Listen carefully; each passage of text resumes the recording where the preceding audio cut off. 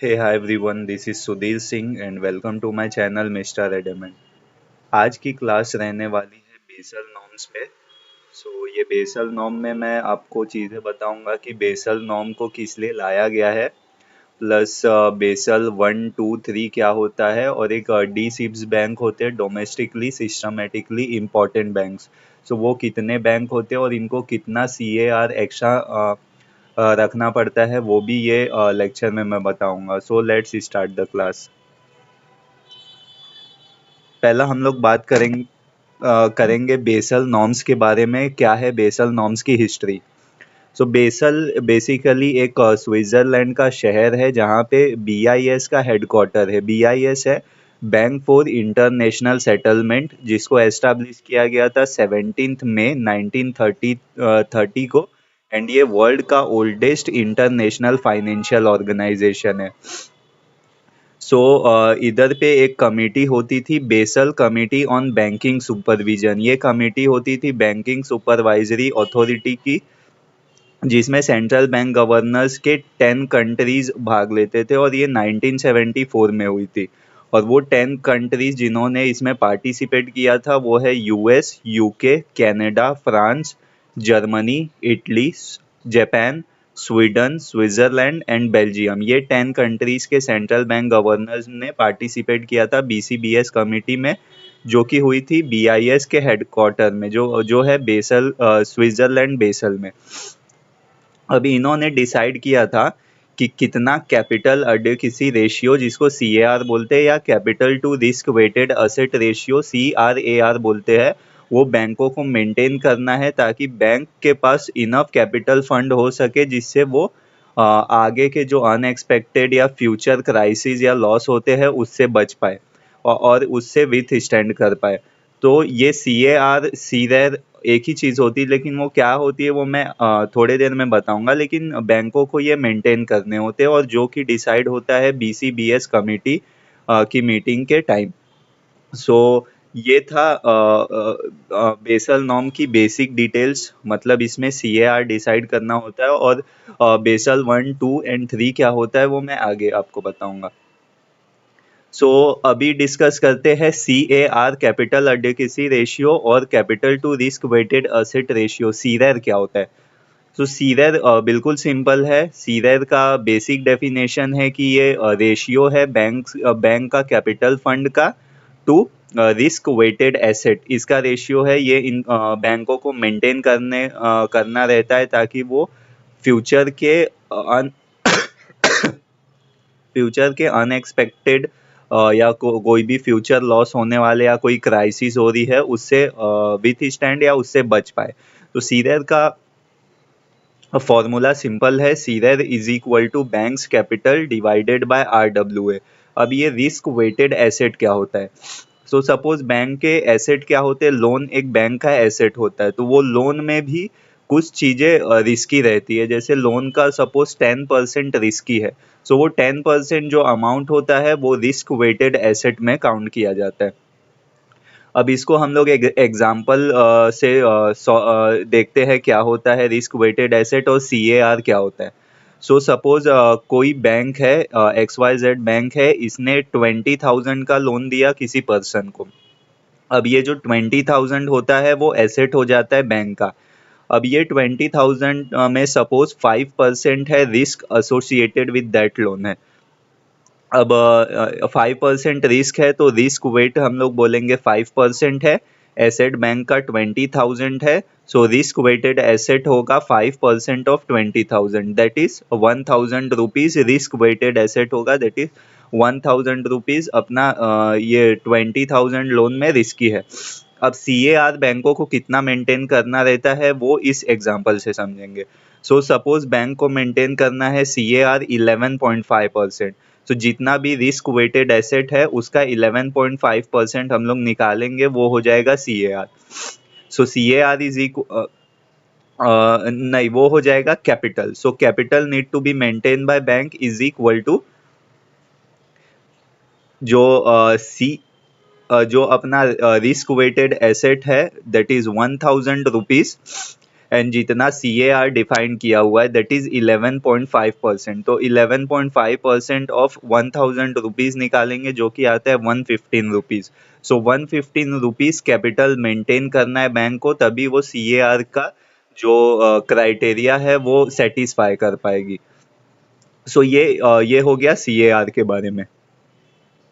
अब जो बैंकों को सी ए आर मेंटेन करना है, डिफरेंट टाइप्स ऑफ बैंक को different C A R maintain करना है। मोस्टली बैंक को 11.5% मेंटेन करना रहता है। उसमें जो आर आर बीज रहते हैं उनको 9% मेंटेन करना रहता है। Small finance bank and payment bank को 15% सी ए आर मेंटेन करना रहता है। अब डिस्कस करेंगे बेसल 1, बेसल 2 और बेसल 3। ये जो 3 नॉर्म्स है वो क्या क्या होते हैं वो डिस्कस करेंगे हम लोग। सो सबसे पहला है बेसल 1, जिसको इंट्रोड्यूस एंड अप्लाई किया था वर्ल्ड वाइड 1988 में। ये 1988 शायद रॉन्ग है, ये शायद 1888 में अप्लाई किया गया था। इसको मैं नेक्स्ट स्लाइड्स जो मतलब जो पीडीएफ दूंगा उसमें मैं चेंज करके डाल दूंगा और आपको अपडेटेड पीडीएफ शेयर कर दूंगा। सो इंट्रोड्यूस एंड अप्लाई किया गया था 1888 में। इंडिया में अप्लाई हुआ था 1933 में बेसल नॉर्म। और जो बेसल 1 का जो सी ए आर डिफाइन किया गया था वो 4% टू 8% है। Different country different percentage apply होता है। इंडिया में 1% ज़्यादा था देन ग्लोबल। सो इंडिया में सी ए आर 9% था बेसल 1 में। सी ए आर का फॉर्मूला था total capital divided bye R W A into 100, percentage में डिफाइन करते थे। अब बेसिक डिफरेंस है बेसल 1, 2 एंड 3 में कि बेसल 1 में टोटल कैपिटल सिर्फ टायर 1 कैपिटल को लेते थे, टायर 2 कैपिटल को नहीं लेते थे। और बेसल 2 में total capital tyre 1 capital plus tier 2 capital होता है। अब टायर 1 कैपिटल या टायर 2 कैपिटल क्या होते हैं? टायर 1 कैपिटल वो कैपिटल होता है जो बैंक के कोर कैपिटल होते हैं, जो डिस्क्लोज किए रहते हैं जो फाइनेंशियल शीट या फाइनेंशियल स्टेटमेंट रहते हैं बैंकों के, वहाँ पे जो कैपिटल्स रहते हैं वो टायर 1 कैपिटल रहते हैं। सो इक्विटी कैपिटल हम लोग इसमें इंक्लूड कर सकते हैं। नेक्स्ट होता है टायर 2 कैपिटल। सो जो बैंकों के सप्लीमेंट्री सबऑर्डिनेट कैपिटल या अदर कैपिटल होते हैं जो अनडिस्क्लोज रिजर्व होते हैं, वो सब टायर 2 कैपिटल में आते टायर 2 कैपिटल में आते हैं। सो दोनों टायर 1 एंड टायर 2 कैपिटल में अगर टायर 1 कैपिटल ज़्यादा होते, जैसे डिस्क्लोज रिजर्व या इक्विटी कैपिटल ज़्यादा होते हैं, तो मतलब वो बैंक फाइनेंशियली मजबूत रहता है। टायर 2 कैपिटल कम ही होने चाहिए। अब नेक्स्ट बात करेंगे बेसल 2 के बारे में। सो बेसल 2 को इंट्रोड्यूस किया गया था 1999 में और वर्ल्ड वाइड अप्लाई हुआ था 2006 में, बट इंडिया में अप्लाई हुआ था 2009 में। अब इसमें सी ए आर था 8% से 12% के बीच, और इंडिया में सी ए आर था बेसल 2 में 9%। और ये इम्प्रूव्ड वर्जन है बेसल 1 का। वो कैसे है वो डिस्कस करेंगे। सो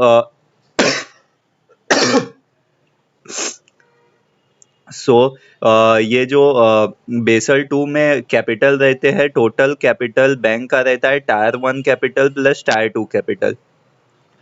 सो टायर 1 कैपिटल 7% होता है एंड टायर 2 कैपिटल 2% रहता है बेसल 2 नॉर्म में। और बेसल 2 नॉर्म में 3 पिलर्स इंट्रोड्यूस किया गया है जो कि बेसल 1 में नहीं थे, जो जिससे बेसल 2 और भी मजबूत होता है। सो वो 3 पिलर्स है। मिनिमम कैपिटल रिक्वायरमेंट जो हमेशा मेंटेन करना रहता है capital requirement, so that bank absorb कर सकता है रिस्क को। Then supervisory review process. So इसमें बहुत सारे रेगुलेटिंग टूल्स या फ्रेमवर्क आते हैं so to deal with the risk that bank faces. Then market discipline, जिसमें increasing the disclosure that bank must provide to increase the transparency of the bank. जितने भी disclosure रहते हैं उसको इंक्रीज करना होता है। देन थर्ड बात करेंगे बेसल 3 के बारे में। सो बेसल 3 को इंट्रोड्यूस किया गया था 2010 में, अप्लाई किया गया 2013 में, और इंडिया में अप्लाई हुआ था 1 अक्टूबर 2021 को। सो इसमें सी ए आर था 10% से 14% के बीच। इंडिया का सी ए आर था 11.5%। अब इसमें 3 नए कंपोनेंट इंट्रोड्यूस किए गए जो कि है capital conservation buffer 2.5%, counter cyclical buffer जो कि 0% टू 2.5% होता है एंड लेवरेज रेशियो 3% रहता है। अब ये जो दो बफर इंट्रोड्यूस किए गए वो CAR बफर के अलावा ये दो कैपिटल मेंटेन करने होते हैं। सो ये इम्प्रूव वर्जन है बेसल 2 का भी। अब बेसल 2 में जो 11.5% CAR मेंटेन करना रहता है उसमें टायर 1 कैपिटल है 9.5%, जो कि बेसल 2 में था 7%, इसमें प्लस 2.5% और इंक्रीज करके 9.5% किया गया है। और टायर 2 कैपिटल में सेम है 2%। अब कैपिटल कंजर्वेशन बफर क्या होता है? ये एक एक्स्ट्रा कुशन रहता है। जैसे CAR तो बैंक मेंटेन कर ही रहे है, लेकिन इसमें 2.5% एक्स्ट्रा कुशन कैपिटल किया मेंटेन करना रहता है, जिसके जो भी फ्यूचर लॉस जो भी फ्यूचर जैसे फ्यूचर क्राइसिस आ गई, फाइनेंशियल क्राइसिस आ गई या इकोनॉमिक स्ट्रेस आया, जैसे कि अभी कोरोना टाइम में आया था जिसपे बैंकों पे काफ़ी प्रेशर पड़ा था, तो वो केसेस के लिए capital conservation buffer 2.5% extra maintain करते हैं बैंक्स बेसल 3 नॉर्म्स के अनुसार। अब काउंटर सिलिकल बफर क्या होता है? ये 0% टू 2.5% मेंटेन करना रहता है। इसमें बैंक क्या एम करती है कि कैपिटल रिक्वायरमेंट को इंक्रीज करेगी जब गुड टाइम्स अच्छे टाइम रहते हैं, और कैपिटल रिक्वायरमेंट को डिक्रीज करेगी जब खराब टाइम आता है।